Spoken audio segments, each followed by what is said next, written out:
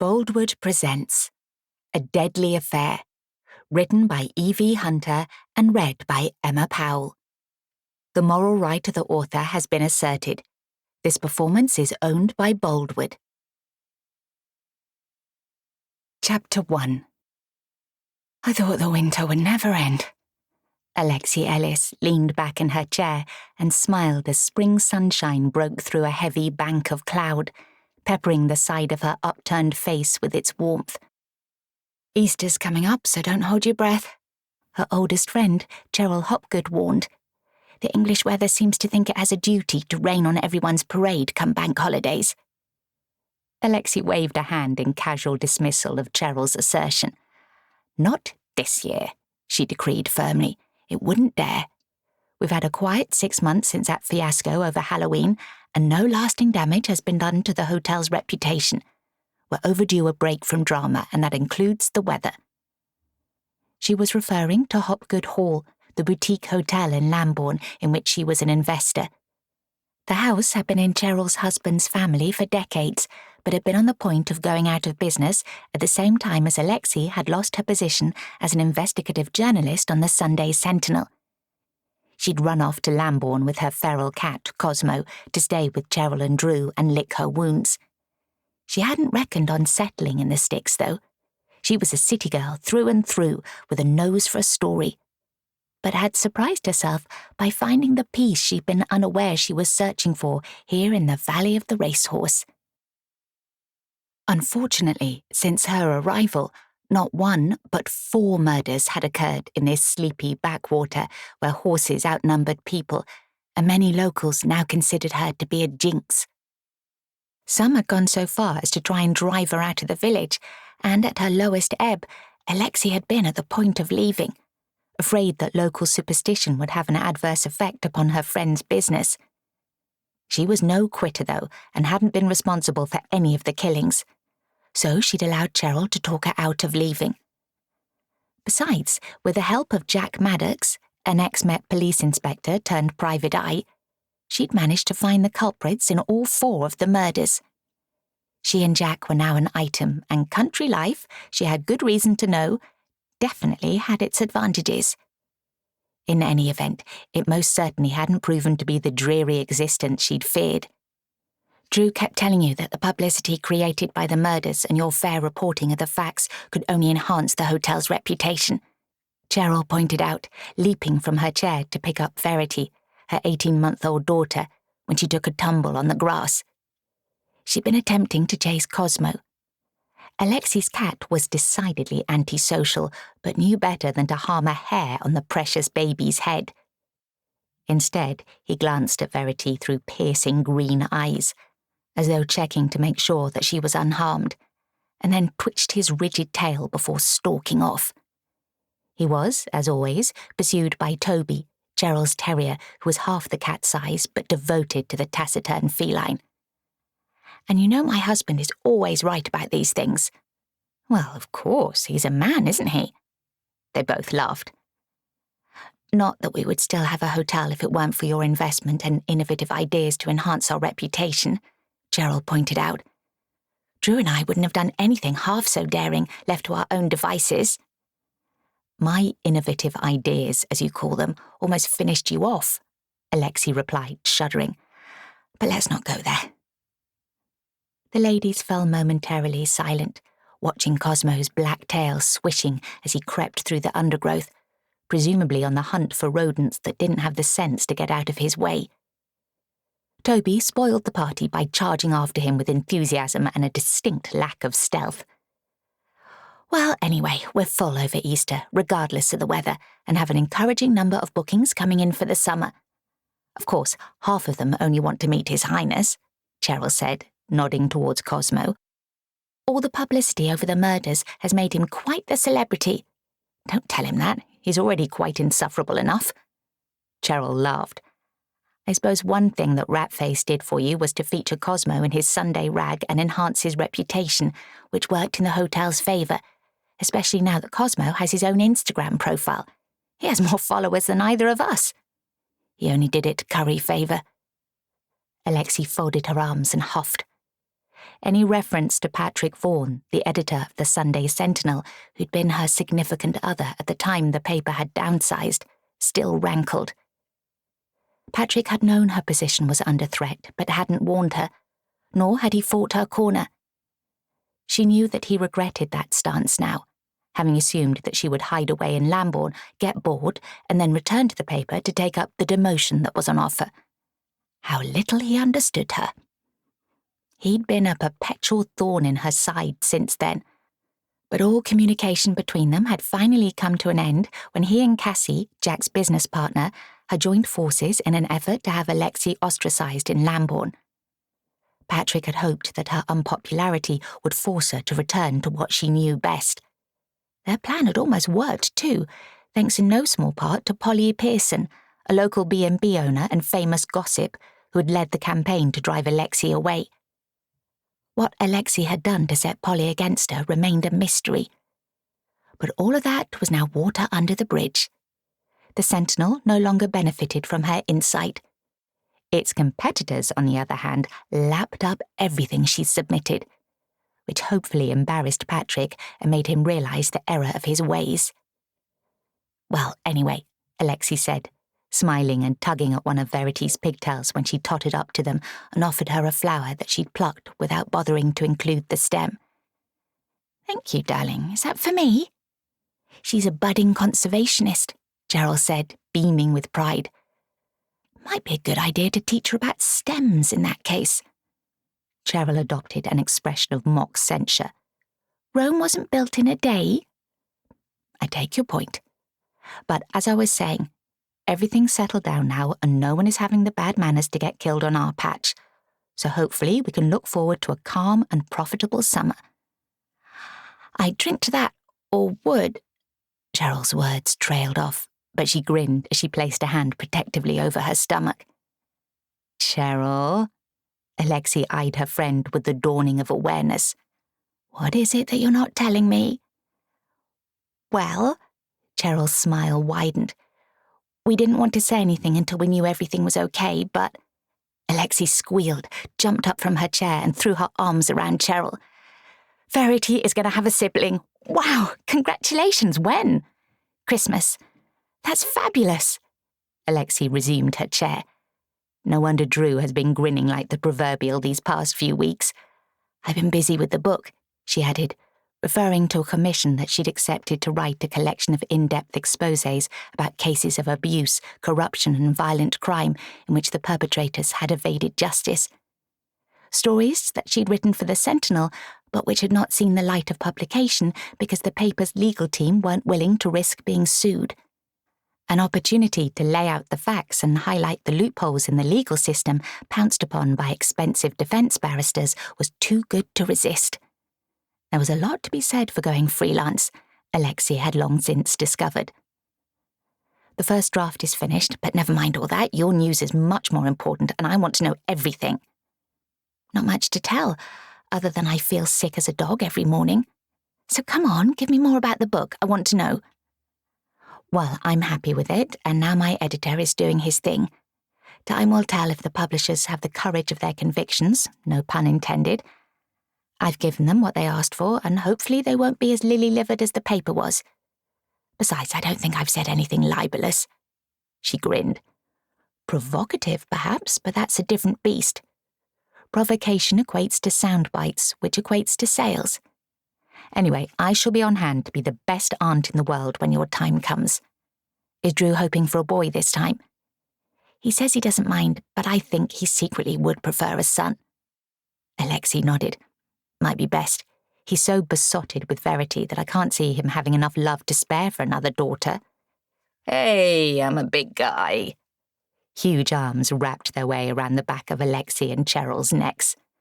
For a large man, Drew moved with surprising stealth and had obviously overheard their conversation. "And I have more than enough love to satisfy all the women in my life." Alexi jumped up again and hugged him. "Congratulations." "Ah, so she's told you, not left you to guess. I suggested holding off for a bit longer, just until we're sure everything's definitely okay, but I knew she wouldn't be able to resist sharing." "And why should she?" Alexi asked. watching Verity as she ran up to Drew, and he crouched down to catch her between his large hands, swinging her in the air and making her giggle. "You've played your part. It's Cheryl's turn to enjoy herself." Drew pulled a disapproving face. "I hope you're not implying that she didn't enjoy making the brat." He waggled his brows at her. "It takes two, you know." "So I've been told. Never been tempted to embrace motherhood myself. The mere thought of all that responsibility terrifies me." "You'd never met the right man before Jack came along," Drew replied, taking the chair next to his wife and watching Verity as she tottered after Cosmo and Toby. "We were just speculating upon a profitable summer for Hopgood Hall," Alexi remarked. "And it will be too, thanks to you. Lots of conference jollies booked for the annex." Drew paused to rub his chin. "And organised tours of training yards, which was also your suggestion." "Well, trainers always seem to be short of dosh, despite the outrageous fees they charge. So it made sense to ask a few of them if they wanted to participate. We tried it a few years back before the pandemic, and they all turned their noses up." Drew shrugged.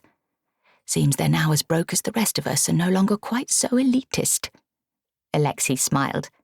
How the mighty have been brought back to earth. "When's Jack back?" Drew asked. "He's been away on his latest assignment for ages. I've forgotten what he looks like." "It's all done. He's reporting to his client in person today, clearing up some paperwork, and then he'll be home." "To make babies?" Drew suggested, waggling his brows again. Alexi laughed. "We're not all set on procreation," she pointed out. "The world is quite overpopulated enough." "Seems to me he's too busy to spare the time to make babies, even if you wanted to," Cheryl said. "We barely see him." "Oh, he prioritises," Alexi assured her friends. Drew grinned. "I just bet he does." Anyway, he and Cassie have decided still to work together. "After the way she tried to get you out of Jack's life?" Cheryl pulled an affronted face. "How will that work? The trust must be gone.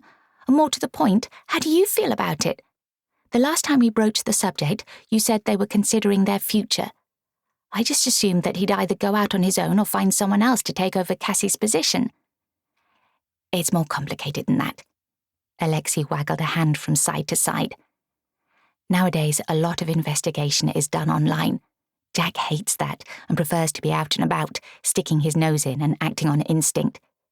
Cassie, on the other hand, can make computers sing for her." "Point taken. Besides, they're equal partners. If they split, then they'd have to value the business somehow, and one would have to buy the other out. Not sure either of them can afford to do that. Anyway, it was me who persuaded him to think carefully and not to act in anger. Cassie is not my favourite person, but she was manipulated into doing what she did by the hand of a master." "Patrick," Cheryl said, grimacing. "Patrick," Alexi agreed. He picked up on Cassie's partiality for Jack and her resentment of me, and once he had, she'd have been putty in his hands. They've had a good heart-to-heart, and Jack is as sure as he can be that Cassie won't step out of line again. Patrick had convinced her that I would tire of life in the country and run back to London. Cassie believed it because she wanted to. "She thought she was protecting Jack from getting his heart broken," Drew said. "I can see how she would have bought that because I know just how convincing Patrick can be." Well, anyway, business is booming and they're going to hire another investigator to take the load off Jack. "Good news," Drew said, leaping from his chair and catching Verity moments before she took another tumble. As though aware that he was being talked about, Jack chose that moment to wander into the gardens. "Hard at work, I see?" Alexi's heart lifted at the sound of his voice. She turned slowly to smile at him, appreciating the sight of him in jeans and his signature leather jacket that had definitely seen better days. His hair was a little too long and flopped over eyes hidden behind dark glasses. He had absolutely no idea just how sexy he looked without putting any effort into it, and Alexi wondered, not for the first time, what she'd done to deserve him. "Always," she replied, lifting her face to receive his kiss. Jack dragged up another chair and placed it beside Alexi's. "There are police cars all over the village with lights flashing and sirens sounding," he said. "Glad to see they weren't headed in this direction for once." He grimaced. "I did worry just for a moment." Don't even joke about such things, Gerald scolded. Alexi and I were just contemplating the murder-free summer that's in front of us. Too right, Jack agreed, leaning back in his chair and crossing one foot casually over his opposite thigh. The police are probably on the trail of horse thieves, Drew said. I hear a couple have gone missing from a trainer's yard. I thought they were better protected than the country's gold reserves, Alexi said. Alarms, cameras, electronic gates, the works. Where there's a will, Drew said, shrugging. Aren't the horses chipped, like dogs are? Gerald asked. I mean, how could they be sold on? Stallions could be used to do what they do best, and a decent mare with a track record could be used as a baby machine, I'm guessing, Jack replied. No idea. I'm definitely off duty. He linked his hands together behind his head. And I'm taking a long, overdue week off to give some attention to my girlfriend. Talking of baby machines, Drew said, grinning. Drew, I am not the maternal type. How many more times? We don't all want little people running round causing mayhem, Alexi said, smiling in spite of herself. Keep telling yourself that, Gerald said. Cheryl and Drew are expanding their family, Alexi told Jack. Verity will have a sibling come Christmas. Congratulations! Jack righted himself in his chair, stood up and shook Drew's hand, then gave Cheryl a hug and a kiss. Cosmo stalked up to Jack and pushed his head under his hand as though not wanting to be left out. Jack laughed as he made a fuss of him. Do you fancy going away somewhere for a few days? Jack asked Alexi once the subject of the new arrival had been exhausted. I was thinking the lakes. I'm sure they must have cat-friendly hotels up there. There's cat-friendly, and then there's Cosmo, Drew pointed out. He's not for the faint-hearted. You know what he's like if he takes against a person. He's mellowing with age, Alexi said defensively, making them all smile. And yes, a few days away would be lovely. We've both got relatively clear desks at present, so the time is right. Yep, and we have a new investigator, so that anything that comes in over the next week or so will be his problem. Who did you go for in the end? Alexi asked, aware that there'd been a number of applicants for the position. Danny Fisher. Alexi nodded. I thought you would. Better the devil you know. Precisely. We worked together at the Met, Jack explained to Cheryl and Drew. He had my back when the press tried to stitch me up and the head honchos hung me out to dry. He's disillusioned himself with the direction the police service has taken and has opted for early retirement. But at 45, he's too young to sit about twiddling his fingers. He's not married anymore. Like a lot of serving officers, his marriage didn't survive the antisocial hours. His kids are grown and he's a free agent, happy to move to Newbury. Does Cassie like him? Alexi asked. She seems to. Anyway, we're agreed that he fits the bill and so he starts on Monday. Does he need temporary accommodation while he gets himself sorted? Cheryl asked. We can arrange something. Thanks, Cheryl. Jack nodded at her. I'll mention it to him. Not sure what he's got sorted. Probably hasn't even thought about it, Alexi said, rolling her eyes. It will ease the tension between you and Cassie with someone else on the team, mate, Drew said. Amen to that, Jack replied with feeling.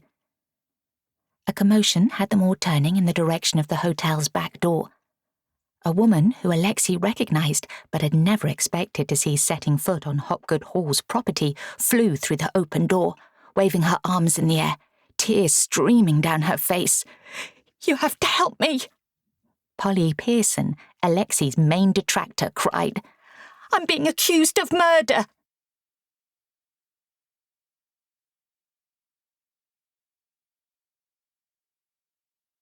Chapter 2. Jack was the first to recover from the shock of Polly's arrival, to say nothing of her dramatic announcement, which explained the police presence he'd noticed as he'd driven through the village earlier. They were in the part of the garden reserved for the family, but a couple of the hotel's guests were strolling about in the formal gardens on the other side of the privacy hedge. Polly's arrival had drawn their attention, and sensing an unfolding drama, they'd instinctively wandered closer. Let's talk in the kitchen, Jack said, placing a hand on the small of Polly's back and steering her in that direction. He glanced at Alexi, nodded towards the lingering guests and could see that she'd caught on. He could also sense her resentment at Polly's intrusion. That was hardly surprising, given the way she'd bad-mouthed Alexi so openly. Jack had no idea whether he'd agree to help her and would hear her out before deciding. Polly was a tall, slim woman, and Jack estimated her to be in her mid-40s. With her tear-stained, ravaged face, she looked more like 60 at that precise moment. Her shoulder-length blonde hair showed signs of greying roots, and mascara followed a line of wrinkles down her cheeks. Once in the kitchen, into which Cosmo, always alert to a drama, had preceded them with Toby in his wake, Jack ushered Polly towards a chair at the scrubbed pine table.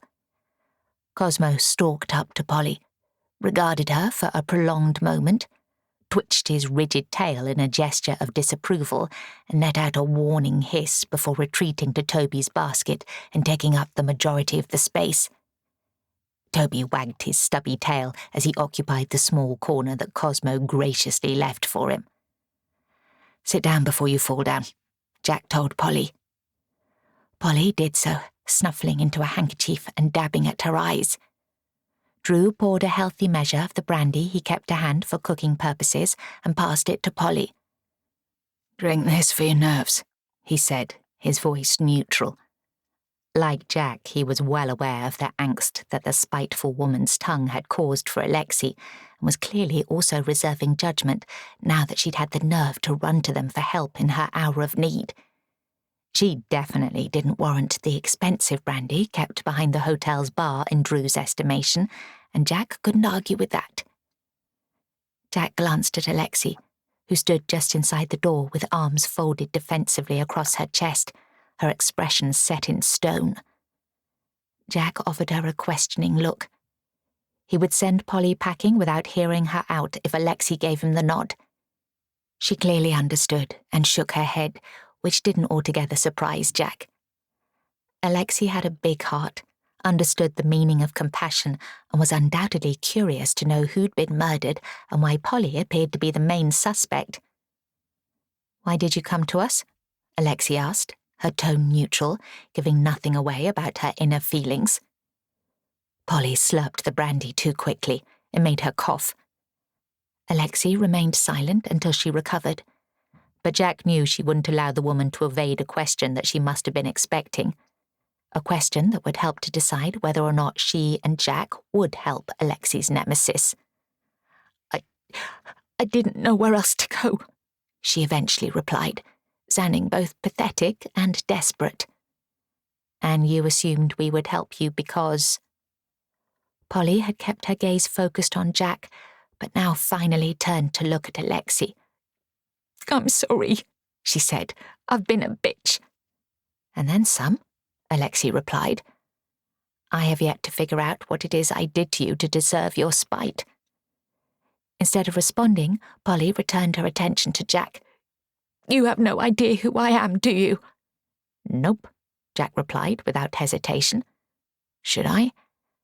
"I've had the B&B in Lambourne for 5 years." She paused, took another sip of brandy and swallowed it more cautiously. "Before that, I worked at Holby's." "The headquarters of the countrywide logistics firm," Gerald explained. "You see their trucks everywhere." Jack could see that Alexi had now caught on, as had he. "You worked with my ex-wife Grace, I take it," he said caustically. "And assumed I'd taken Jack away from her," Alexi added, shaking her head in disgust when the penny dropped.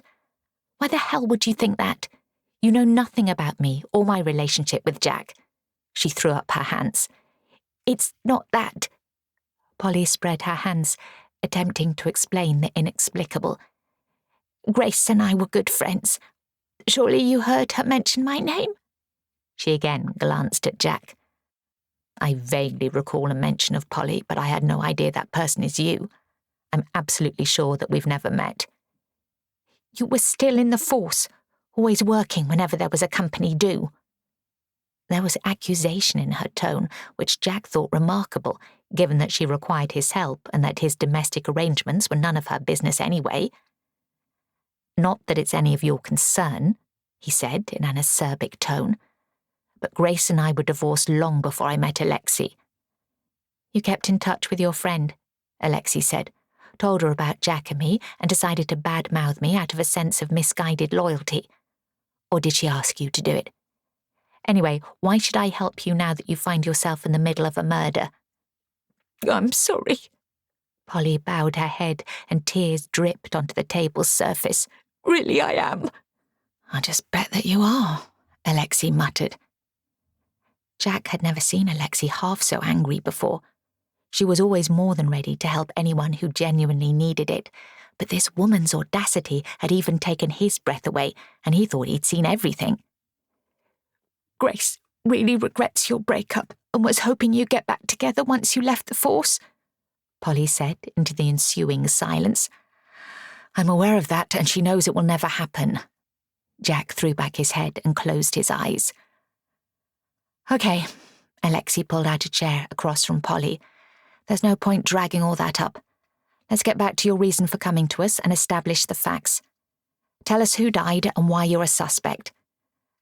"My partner, Gerry Dawlish. He didn't come to breakfast this morning, but that's nothing unusual. He's a driver for Holby's. That's where I originally met him when I still worked there. We kept in touch, and whenever his schedule brought him down this way, he'd stay with me. Our relationship grew from there." "Not so much a partner, then," Drew said. "More a friend with benefits." Polly shrugged. "I suppose. Anyway, he got in late last night, probably driven for longer than he should have to keep up with his schedule, so I left him to sleep in. When he still didn't appear for lunch, though, I went to wake him. I knew he had to be on the road again later today, and that's—" She choked on a sob. "That's when I found him on our bed with a knife through his chest." "Dear God," Cheryl muttered. There was blood everywhere, and the smell." She started to cry again. "I'll never forget the smell." "Did you check to see if he was still alive?" Jack prompted. "I did, even though it was obvious from his staring eyes that he wasn't. Then I called the police, and that's all I know." "Who came?" "A patrol car at first, and then a whole circus. Forensics, detectives." "Can you remember the name of the senior detective?" Alexi asked, glancing at Jack. They both wanted to know if it was D.I. Vickery. He was a personal friend of Jack's, had investigated the last 3 murders in Lambourne, and was fair and methodical. Jack couldn't decide if he wanted him to be involved or not. If he wasn't, then it would be easier for him to walk away and leave Polly to her fate. "Vickery," Polly said.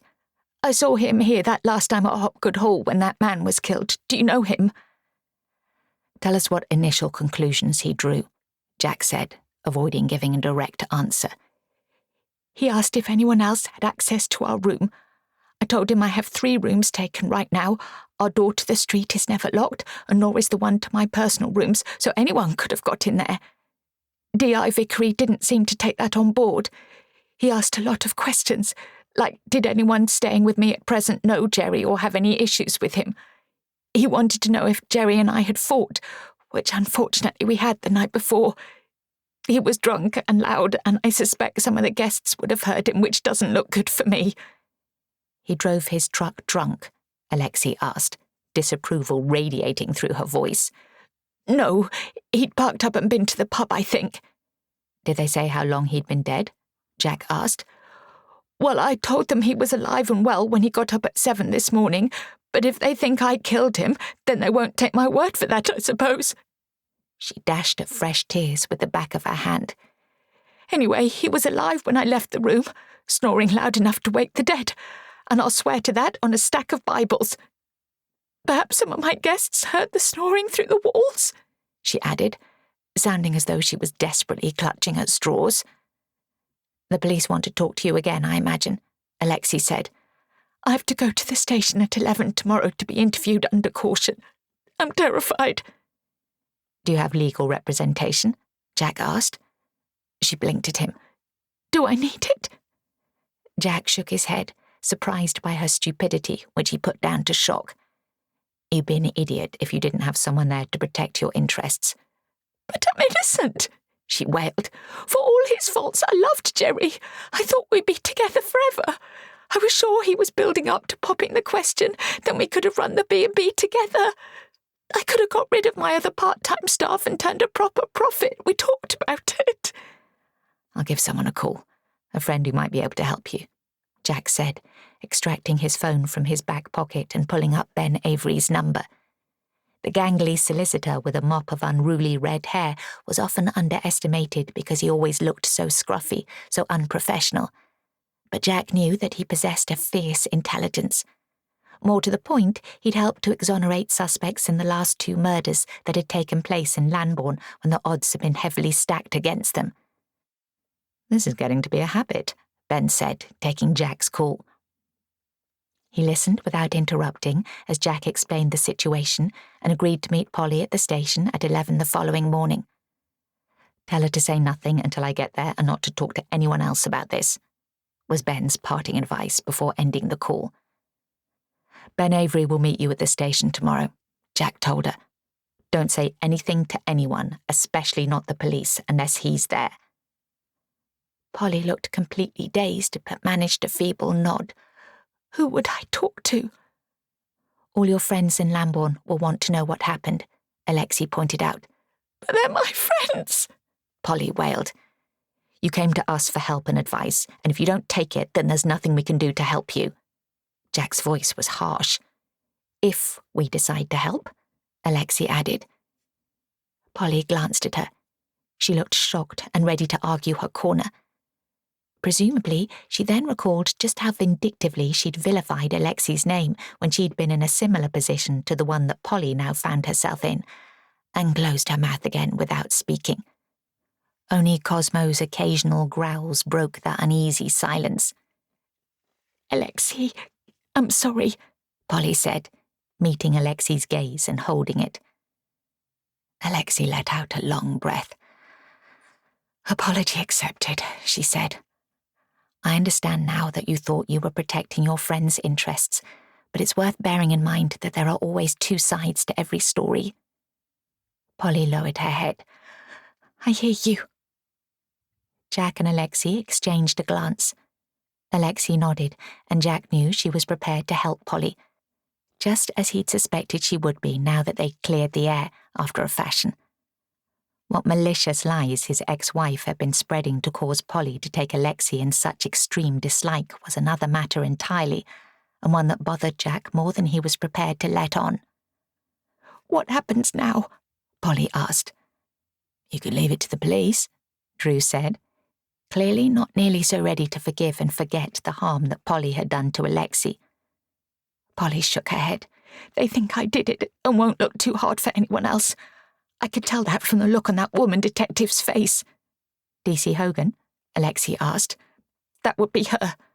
Polly wrinkled her nose. She looked at me like something she'd scraped off the bottom of her shoe. Jack nodded, aware that Vickery was fairer than some coppers, but even so, at face value, this case did look pretty open and shut. If you want our help, you have to be completely transparent. Are we clear? Jack drilled her with a look. If you lie or hold anything back, then you're on your own. Polly nodded. Drew, with Verity still in his arms, nodded to Cheryl. We'll leave you to it in that case, he said. What do you need to know? Polly asked when the door closed behind Drew, meeting Jack's gaze and holding it. Everything. To start with, the victim, Gerry. How long have you known him? 7 or 8 years. Like I say, we met at Holby's. He was popular with everyone, the life and soul. A handsome brute all the ladies adored, but he was a man's man too, if that makes sense. Never seemed to fall out with anyone. He said bearing grudges was too much like hard work. Jack nodded. Go on.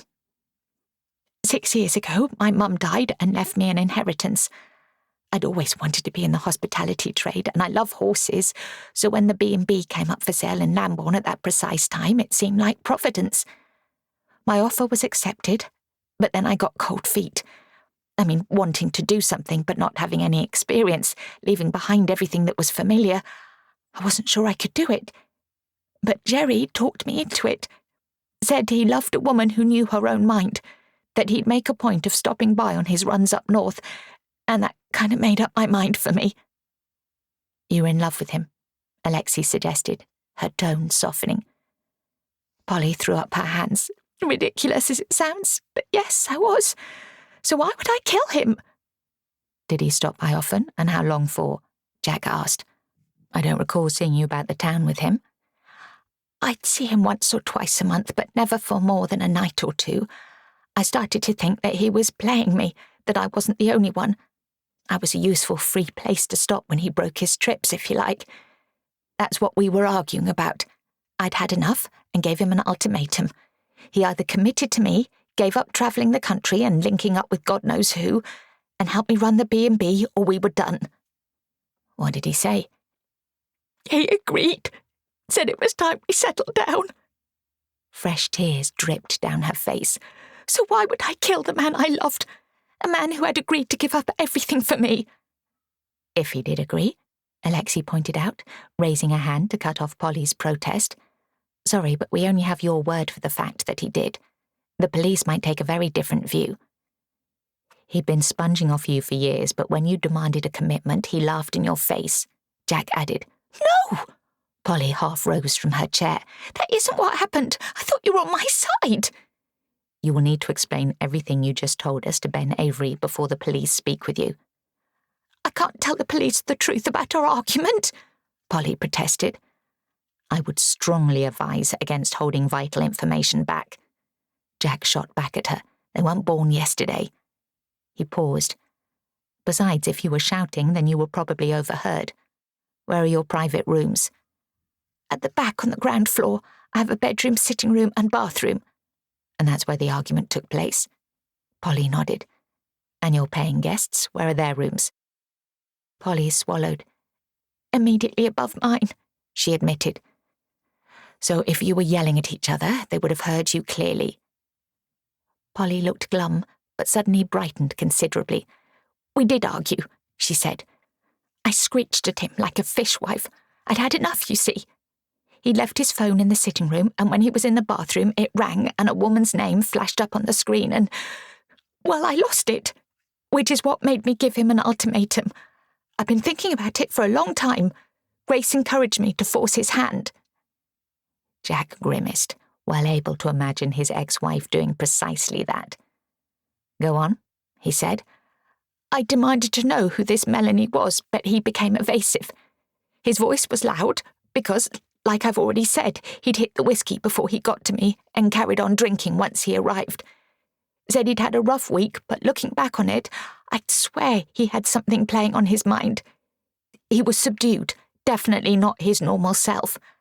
However long he worked, and believe me, hobbies get their pound of flesh, he was always upbeat and positive. There are rules about how long truck drivers can be behind the wheel, Alexi said. Polly blew air through her lips. Are there? Go on, Jack said. You were telling us about your argument. Well, when I asked about Melanie, he basically told me to mind my own business. His voice was loud, but it was me who did the screaming. When he refused to tell me anything, that's when I lost it and started pummeling his chest with my fists. After all the meals I cooked for him, all the nights he'd spent beneath my roof for nothing, all the side benefits, all the socks I'd washed for him, all the occasions when he'd made excuses not to go out, well, I saw red. Gerry sounded like a real piece of work, Jack decided, who had Polly just where he wanted her. I started to think he was ashamed to be seen with me, had a secret life that he didn't want to risk or something. My imagination got the better of me, and that name on his phone changed everything. So I told him it was her or me. If he didn't give up the life of a truck driver and move it to help me with the business, then we were through, and I meant it. I think he must have realised that because he agreed. She shared an earnest look between Jack and Alexi. And that's the God's honest truth. Okay, Jack said, raising a placating hand. Take a breath and let's look into things in greater detail. First things first, has Gerry ever been married? Yes, but it ended in divorce 10 years ago. His ex, Pauline, is happily remarried. He sees her occasionally because they have 2 kids in common. They're teenagers and the family lives in Southampton. Gerry has always paid full child maintenance, above the going rate in fact, and there have never been any issues that I'm aware of between him and his family." "What about close friends?" Alexi asked. Polly lifted one shoulder. "He gets along with everyone, but he's driving 5 days a week. Doesn't make for close friendships." In other words, Jack thought, she had no idea what else he got up to when he wasn't with her. "What can you tell me about the guests you have staying?" Jack asked. "Are they regulars?" "One couple are.